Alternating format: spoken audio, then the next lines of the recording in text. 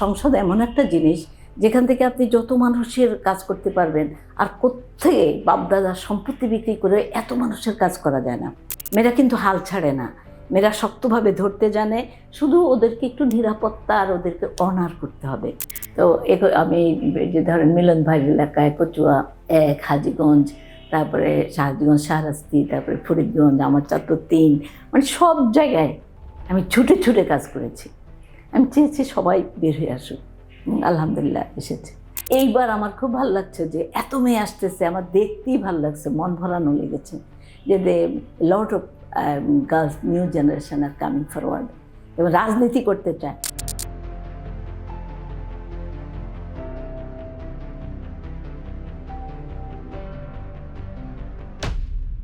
নারী যখন চার দেয়ালের মধ্যে থাকে তখন নারী হয়ে ওঠে একজন মা, একজন স্ত্রী কিংবা একজন মেয়ে। কিন্তু নারী যখন এই চার দেয়ালের ভেতর থেকে বাহির হয়ে সে পুরো সাম্রাজ্যের জন্য কাজ করে, তখনই একজন নারী হয়ে ওঠেন নেত্রী। আর এই নেত্রী হওয়া কিন্তু চারটাখানা কথা নয়, কারণ তার মাথার উপর ন্যস্ত থাকে হাজারো দায়িত্ব, হাজারো কর্তব্য, এবং সেই দায়িত্বগুলো যারা নিতে চান তাদেরকেই আমরা বলি মহিষী নারী। আমার পাশে বসে আছেন এই মুহূর্তে বিএনপির কেন্দ্রীয় প্রশিক্ষণ বিষয়ক সম্পাদক রাশেদা বেগম হীরা। আসসালামু আলাইকুম, এবং কেমন আছেন? প্রথমে একটু অনুভূতিটি জানতে চাই আপনার কাছ থেকে। ওয়ালাইকুম আসসালাম, আলহামদুলিল্লাহ। আমার মনে হয় আল্লাহ আমাকে যতদিন বাঁচিয়ে রেখেছে, এখন পর্যন্ত যে এতটুকু ভালো আছি, সেজন্য সকল প্রশংসা আল্লাহ, অনেক ভালো আছি। প্রথমে একটু জানতে চাই, দীর্ঘ কাঠ গড়া মানে পোহাতে হয়েছে আপনাদেরকে, এবং এত বছরের সংগ্রামের পর অবশেষে সংরক্ষিত নারী আসনের জন্য আপনারা লড়াই করছেন। প্রথমত আপনি কি মনে করেন যে আপনাকে বেছে নেওয়া হবে? আমি খুব আশাবাদী। মানে আমি আমার দীর্ঘদিনের রাজনীতি বা আমার এখনকার পজিশন, আমি কেন্দ্রীয় প্রশিক্ষণ বিষয়ক সম্পাদক। আমাদের কেন্দ্রীয় কমিটিতে মাত্র 2টা মেয়ে আছে সম্পাদক পোস্টে, তার মধ্যে আমি একজন।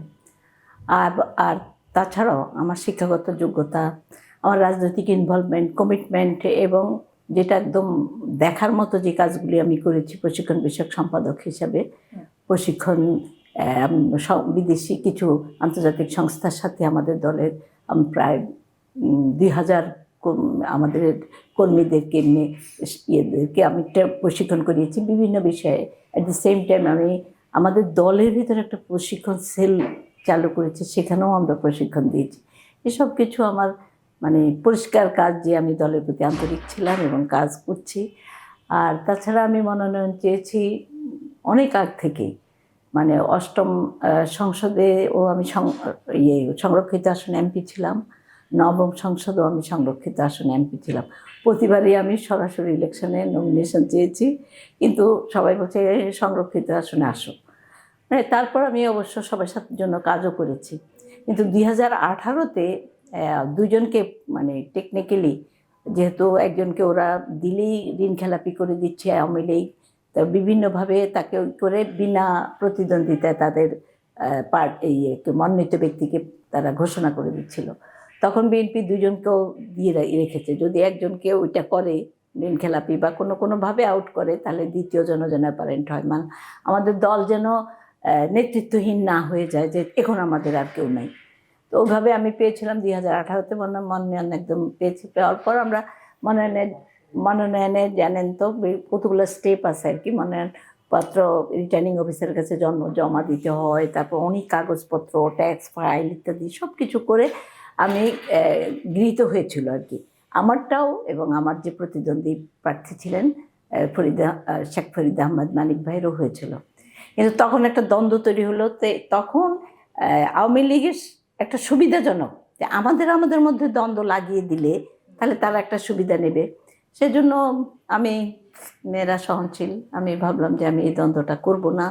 উনিও চাইলো যে আপনি আমাকে সাহায্য করেন, আপনার জন্য তো একটা ওপেন জায়গা আছে, আমার তো আর কোনো জায়গা নেই। তাই আমি ভাবলাম যে ওনার জন্য কাজ করি, এবং বিশেষ করে আওয়ামী লীগের এই দ্বন্দ্বটার থেকে করার জন্য, মানে সেই দলকে সেভ করার জন্য। এখন তো আসলে প্রত্যেকের জায়গা থেকে কিন্তু মনোনয়ন প্রত্যাশী। তো এই পর্যায়ে অনেকে তো দেখা গেছে যে অনেকের গল্প কিন্তু এক এক রকম, ভিন্ন ভিন্ন গল্প আছে, কিন্তু আপনি কি মনে করেন যে আপনাকেই বেছে নেওয়া হবে সেই ক্ষেত্রে? আমাকেই বেছে নেওয়া হবে, আমি আশাবাদী, কারণ আমার এডুকেশন কোয়ালিফিকেশন, আমি খুব হাইলি কোয়ালিফাইড মেয়ে। আমি অনার্স এমএ করেছি চিটগাং ইউনিভার্সিটির আন্ডারে সোশিওলজিতে।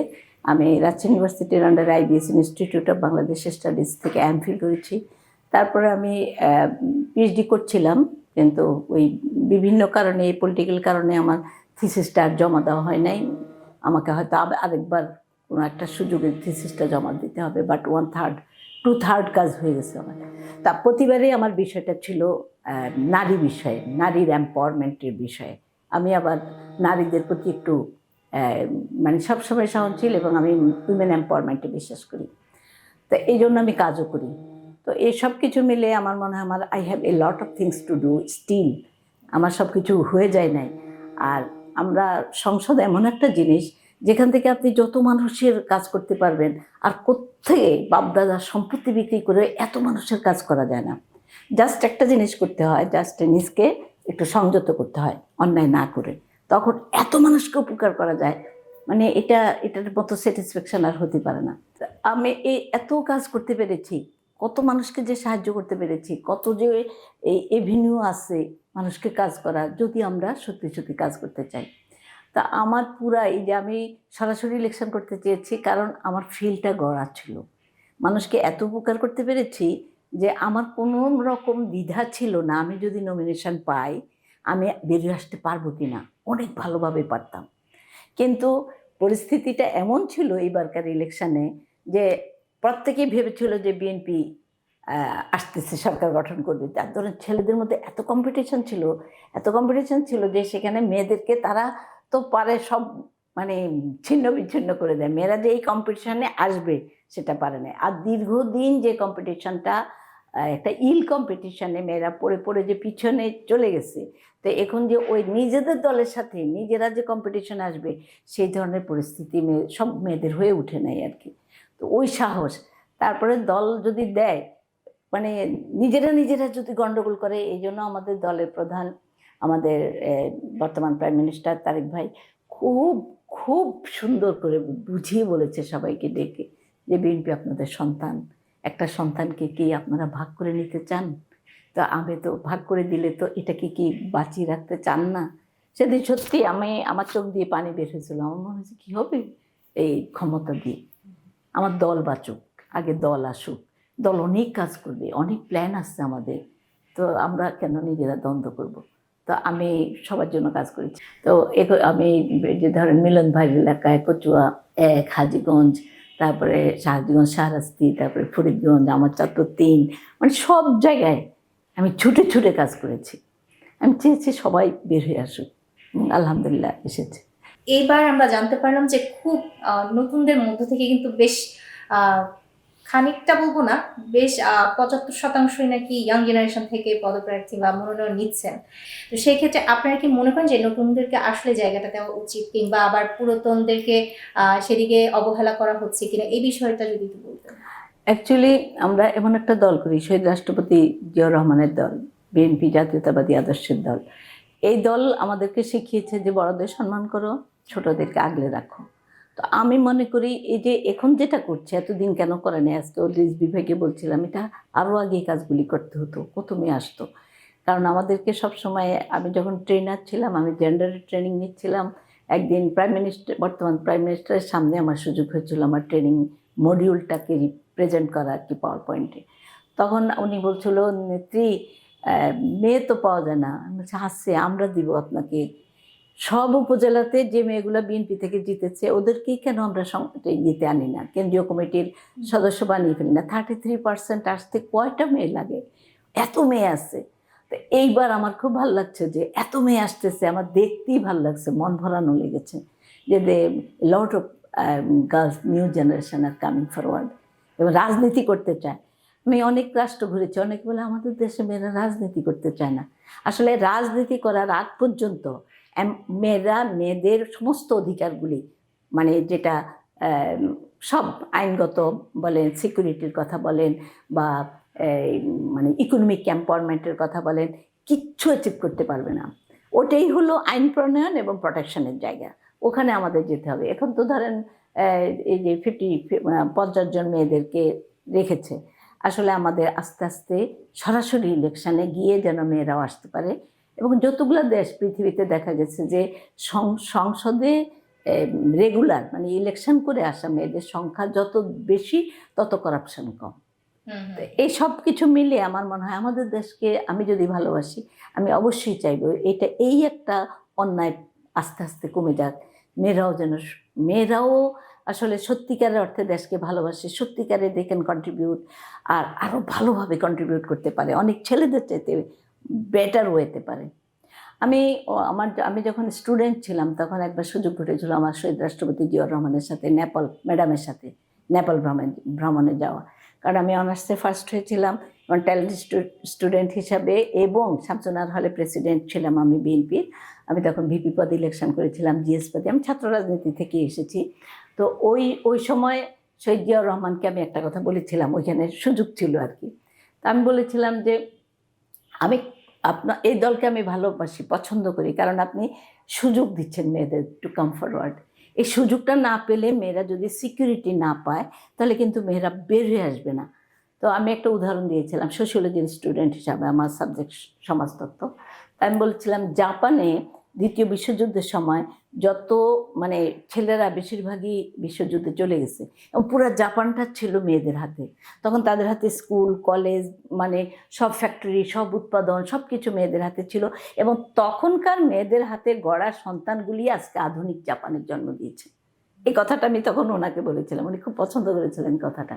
তা আমরা যদি মেয়েদেরকে দেখেন, অনেক সময় স্বামী যখন মারা যায় তখন স্ত্রী কিন্তু সন্তানদের আগলে রেখে ঠিকই প্রতিষ্ঠিত করে ফেলে, কিন্তু উল্টাটা ঘটলে তখন দেখা যায় বিচ্ছিন্ন হয়ে যায়।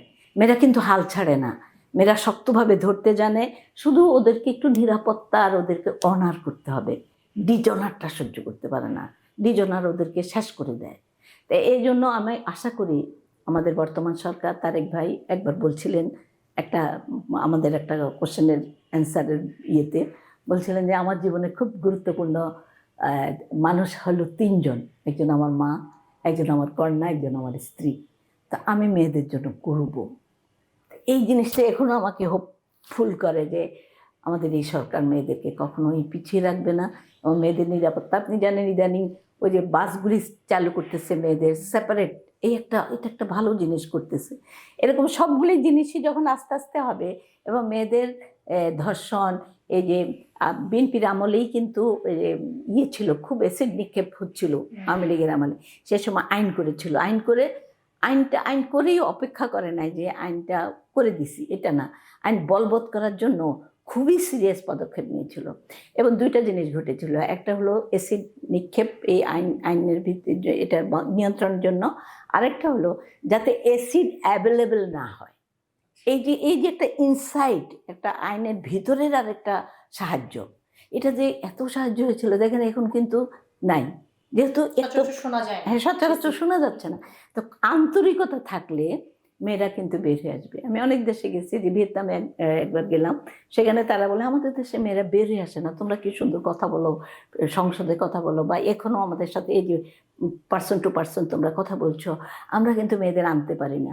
কিন্তু আমি জানি যে আসলে মেয়েরা সিকিউরিটি চায়, নিরাপত্তা, সম্মান যদি চায়, তাহলে তারা তাদের নিজেদের ওয়ার্ল্ড গড়ে নিতে পারে। এবার একটু শেষ প্রশ্নে আসতে চাই।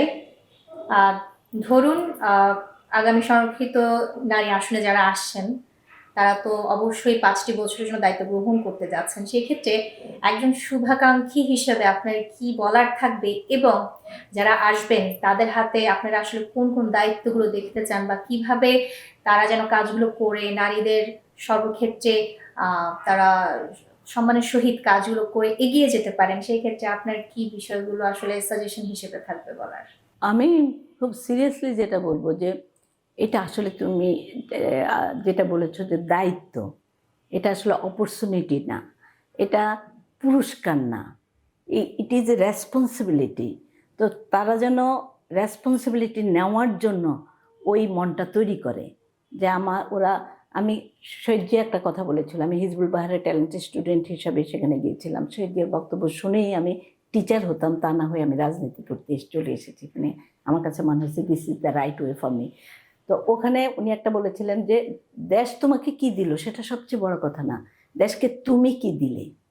আজকে আমি ওদের জন্য বা এরকম সবার জন্য, নিউ কামারদের জন্য বা যারা আমাদের নবাগতরা যারা আসবে তারা অনেক সময় পাবে, তারা যেন তাদের প্রত্যেকটা সময় কাজে লাগায়। মানে এখন আমরা এটা করব, এখন নিজের স্বার্থে করব, পরে আমরা দেশের জন্য করব, এরকম না। প্রতিটা মুহূর্তে তাকে স্মরণীয় করার জন্য, তাকে বরণীয় করার জন্য, তার অ্যাকসেপ্টেবিলিটি তৈরি করার জন্য, তার তার জন্য যেন মানুষ যেরকম শহীদ জিয়ার জন্য কেঁদেছে, যেমন বেগম খালেদা জিয়ার জন্য কেঁদেছে, তার জন্য যেন কাঁদে, তারও যেন সেইভাবে অ্যাকসেপ্টেবিলিটি মানুষের কাছে তৈরি হয়, তাহলে হবে সে শ্রেষ্ঠ। মানে সে এত বড় সুযোগকে যেন শুধুমাত্র টাকা উপার্জনের বিষয় না মনে করে, এটাকে দায়িত্ব হিসাবে দেশের জন্য। এবং আমি যেটা বলি ধর্মভীরু মেয়ে, আমি বলবো যে ইহপরকালে আল্লাহ সন্তুষ্টির জন্য যেন এই সময়টা ব্যয় করে, এবং এটার মতো ভালো সুযোগ আর হতে পারে না। ধন্যবাদ আপনাকে, এবং আপনার জন্য অনেক শুভকামনা। আশা করছি আপনি আপনার লক্ষ্যে পৌঁছাতে পারবেন। Thank you.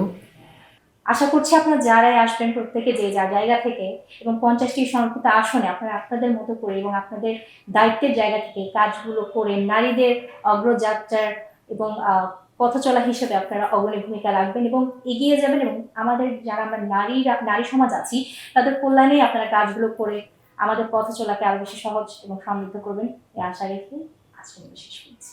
ধন্যবাদ।